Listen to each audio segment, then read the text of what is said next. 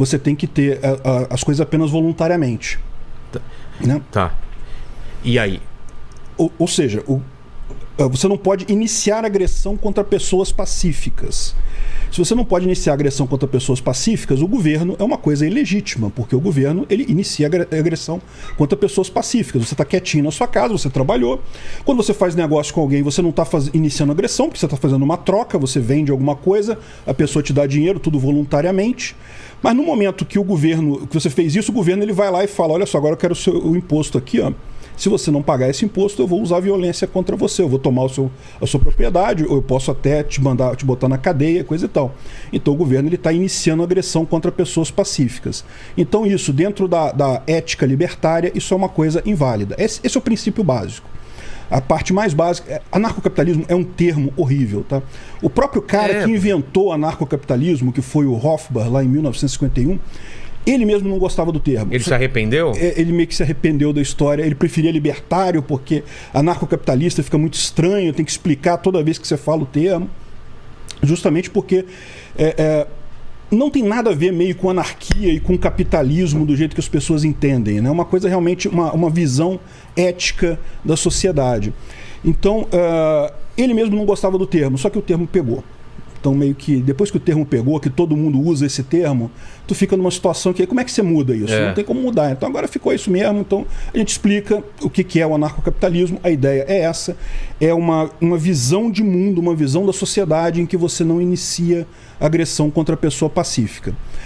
E aí, ou seja, é isso daí. Como é que vai viver isso? Vale tanto para o governo, pessoa, governo, pessoa, qualquer situação. Porque é o que eu falo, né? O governo, por que o governo é inválido dentro da visão libertária, da visão anarcocapitalista? Justamente porque ele inicia agressão contra você. O governo ele inicia de duas formas. Primeiro, ele cobra imposto. E segundo, ele cria regras que você é obrigado a obedecer. Veja, sociedade humana tem que ter regra, não tem jeito. Você não tem como viver a sociedade... É isso que eu ia falar, senão vira uma bagunça. Sim, né? exatamente. O ser humano ele é um ser gregário, é um ser que não vai viver sozinho no alto da montanha, isolado de tudo, vai ter contato com outras pessoas. Se não tiver regra, a coisa descamba, tem jeito. Vai ter atrito, vai ter briga, vai ter violência. Então, qual que é a grande questão aqui? A grande questão é você não ter uma regra imposta coercitivamente. Essa é a diferença da coisa. As regras têm que ser combinadas previamente entre as pessoas, têm que ser aceitas previamente entre as pessoas que fazem parte daquela sociedade. Então vamos lá. Porque a minha preocupação é o seguinte: eu não sei, eu vou fazer o papel do advogado diabo aqui, viu, Peter? Parece uma visão romântica de que as pessoas não vão se agredir. Não, mas as pessoas vão se agredir. Então, e aí quem intermedia isso? Não, olha só, a ética libertária é só isso. Ela só diz que você não pode iniciar agressão contra a pessoa pacífica. Só isso. Como que você vai resolver os problemas? Aí você tem uma série de outras coisas, uma série de outras ferramentas. Então, uma das coisas que os libertários pensam sobre isso e sugerem... Propõem quais são? Várias propostas, né? A proposta que eu acho mais interessante é a Sociedade de Leis Privadas, que foi proposta justamente pelo Hans Hermann Hoppe, que é um escritor da escola austríaca, e já é bem desenvolvida essa ideia dele, que é justamente uma sociedade em que você tem governos voluntários. Então você teria estruturas que ele chama de empresas de segurança privadas, que seriam empresas de leis privadas, no final das contas, em que você escolhe o governo que você quer se associar. Então é fácil entender com uma analogia. Imagina que aqui no Brasil, ao invés de você ter eleições, que você vota num candidato, e o candidato que teve mais voto, ele dirige todo mundo, o Bolsonaro fizesse lá a empresa de segurança privada dele, que é o governo privado dele, o Lula fizesse o dele, o Moro fizesse o dele, enfim, as pessoas são livres para criar o seu governo, e você, ao invés de votar naquilo, você escolhe qual governo você vai pertencer. Você escolhendo este governo, você vai ter que pagar imposto para esse governo, só que agora não é mais imposto, porque lembra, você escolheu fazer parte. Exatamente, você está pagando uma mensalidade pelo serviço prestado por aquele governo.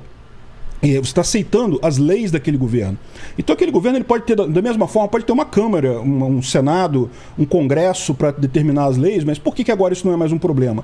Porque você voluntariamente aceitou aquilo ali, você entrou naquilo ali voluntariamente. E eu posso mudar no meio do caminho? Você pode mudar no meio do caminho, deve ter regras para saída e coisa e tal, porque, por exemplo, se você cometer um crime ali Né? Você poderia sair sem responder pelo crime? Não, mas a regra está ali naquela ligação. Você pode ir para outra agência se você quiser.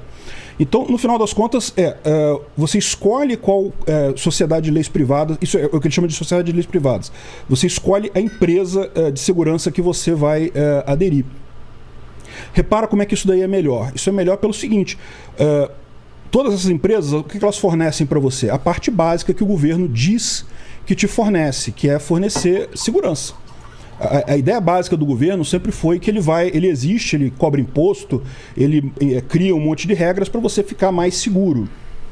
E aí você vai escolher o nível de segurança que você quer. Pode ter um governo com mais regras, com mais leis, mais restritivo, mas que talvez cobre mais caro. Pode ter outro governo que é mais leve, que não tenha, que seja uma coisa mais aberta. E aí você decide para qual que você quer ir. Eu estou tentando imaginar isso. Então, dentro do que você falou, por exemplo, eu escolhi um, você escolheu o outro, o Lênin escolheu o outro. E aí a relação... Nós somos um país ainda? Não, a ideia disso, o anarcocapitalismo ele só funciona se for mundial. Você não entendi. Num país não funciona. Não funciona, não país, como. estado, cidade. Isso, não tem essa lógica. Essas empresas, da mesma forma, se um cara lá na Argentina quiser... Um feudo? Não é um feudo porque não tem território. Você escolheu participar daquilo ali, você entra com a sua propriedade, se você quiser. Entendi. Mas assim, você não é um território demarcado daquela pessoa, entendeu? Então, dessa forma, ou seja, qual que é a grande vantagem disso? A grande vantagem é que essas agências de segurança, esses governos, vão estar em competição. Eles vão estar num livre mercado. Então, por exemplo, hoje em dia, o que você vê? Você vê o Congresso aumentando o fundão eleitoral. Por quê? Porque o interesse do Congresso não tem um único brasileiro que tenha interesse em aumento do fundão eleitoral. Só é interessante para os deputados e senadores. E, no entanto, vai todo mundo pagar. Se isso fosse no mercado, você falaria, caramba, essa empresa que eu não gostei, eu vou mudar de empresa porque isso daí não está legal. E pronto. A grande questão que fica é a seguinte, mas beleza, então eu sou de uma empresa A, você é da empresa B. E aí eu bati no seu carro. E agora, quem que resolve?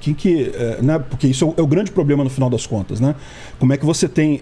hoje você vive numa delimitação geográfica que você tem um conjunto de leis só. Se você tem mais de uma empresa, mais de um governo no mesmo lugar, você tem dois tipos de leis diferentes. Podem ter leis que, sei lá, se bateu de um jeito tem que indenizar, se não bateu não tem que indenizar. Enfim, pode ter leis diferentes ali, né? E a resposta para isso é muito simples. Você, como vítima, você aciona a sua empresa de segurança e ela vai te garantir o ressarcimento daquilo. É como um seguro. Mas você está falando de segurança. Isso inclui também saúde, educação ou cada um? Pode incluir também, ou pode não incluir. É o que eu falo. Você pode ter uma empresa que fala, olha só, eu vou cuidar de tudo de você. Então eu sou um super plano de saúde, que também é um plano de segurança, que também é um plano de, sei lá, seguro viagem, enfim. Ou você pode optar por um governo menor que não garanta a sua segurança, não garanta saúde, por exemplo, não garanta educação, e essas coisas você vai pagar a parte.